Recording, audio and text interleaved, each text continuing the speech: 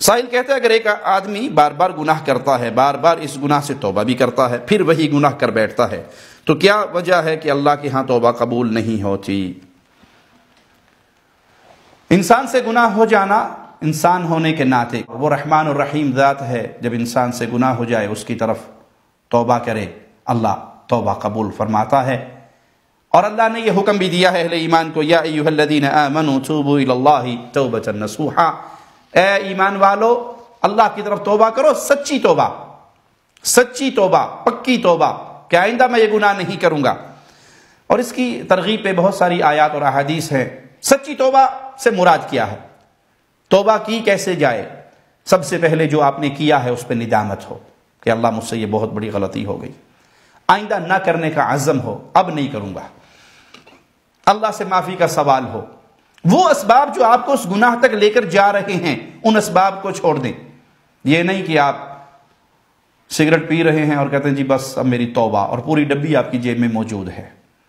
فلمیں دیکھ رہے ہیں جی اب میری توبہ، اور آپ کے پاس تمام فلموں کی سی ڈیز سجائی ہوئی ہیں گاڑی کے اندر، کمرے کے اندر، میری اب توبہ۔ توبہ کا مطلب ہے وہ وسائل، وہ ذرائع، وہ دوستیاں، وہ ماحول چھوڑ دیں جو آپ کو گناہ تک لے کر جاتا ہے۔ ایک شخص زانی ہے اور وہ زنا سے توبہ کرنا چاہتا ہے، اپنے گناہ پہ شرمندہ ہے، آئندہ نہ کرنے کا عزم ہے، اللہ سے معافی بھی مانگ رہا ہے۔ وہ وسائل چھوڑے جو اسے زنا تک لے کر جاتے ہیں، وہ موبائل سم توڑ دے جس میں اس کے برے دوستوں کے نمبر ہیں، وہ محلہ چھوڑ دے، وہ نمبر پھاڑ دے، وہ نمبر ڈیلیٹ کر دے۔ وہ وسائل جو اسے اس گناہ تک لے کر جا رہے ہیں ان وسائل کو چھوڑے، پھر اللہ سے معافی مانگے تو اللہ معاف کرنے والا رحمان الرحیم ہے۔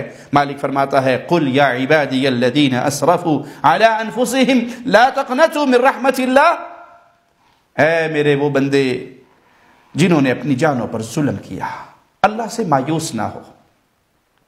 مومن کبھی اپنے رب سے مایوس نہیں ہوتا، کیوں؟ وہ رحمان الرحیم ہے، اس کی رحمت اتنی وسیع ہے۔ ان اللہ یغفر الذنوب جميعا، وہ سارے کے سارے گناہوں کو بخشنے پر قادر ہے۔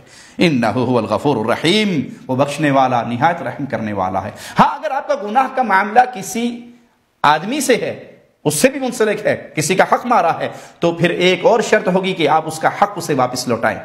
کسی کی چوری کی ہے، کسی کا قرض دبا لیا ہے، کسی کا مال چھین لیا ہے، کسی پہ ڈاکہ ڈالا ہے، کسی کی غیبت کی ہے، کسی کو تھپڑ مارا ہے، کسی کی چغلی کی ہے، اس کا حق آپ نے مارا ہے، وہ آپ کو ادا کرنا پڑے گا۔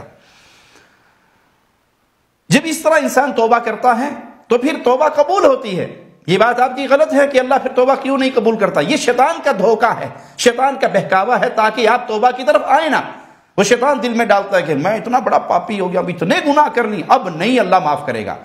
جب تک آپ کی روح آپ کے حلق میں نہیں اٹکتی، آپ آخری لمحات میں نہیں پہنچتے، تب تک توبہ کا دروازہ آپ کے لیے کھلا ہے۔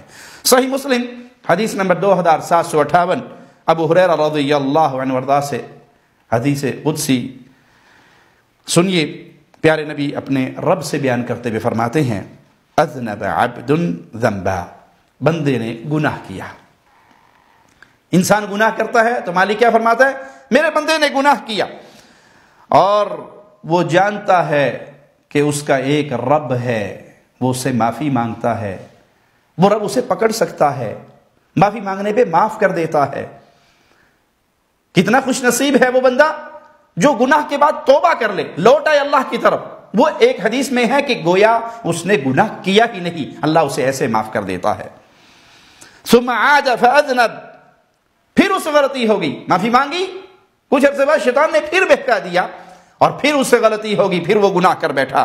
فقال اے رب اغفر لی ذنبی، اور پھر اس نے اپنے رب کا دروازہ بجایا، اے اللہ مجھے معاف کر دے، اے اللہ مجھ سے خطا ہو گئی، مجھ سے گناہ ہو گیا۔ تو مالک فرماتا ہے میرا بندہ جانتا ہے کہ اس کا ایک رب ہے جو اس کو اس کے گناہ پہ پکڑتا ہے، پکڑ سکتا ہے، اور اس کی معافی مانگنے پہ وہ رحمان الرحیم اسے معاف بھی کر دیتا ہے۔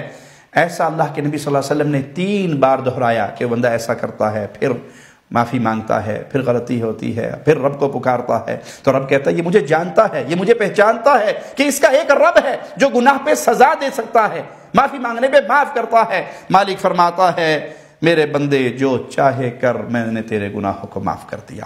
اللہ اپنے ان پیاروں میں ہمیں بھی شامل فرما دے جن کے گناہوں کو تو نے اپنی رحمت سے معاف فرما دیا۔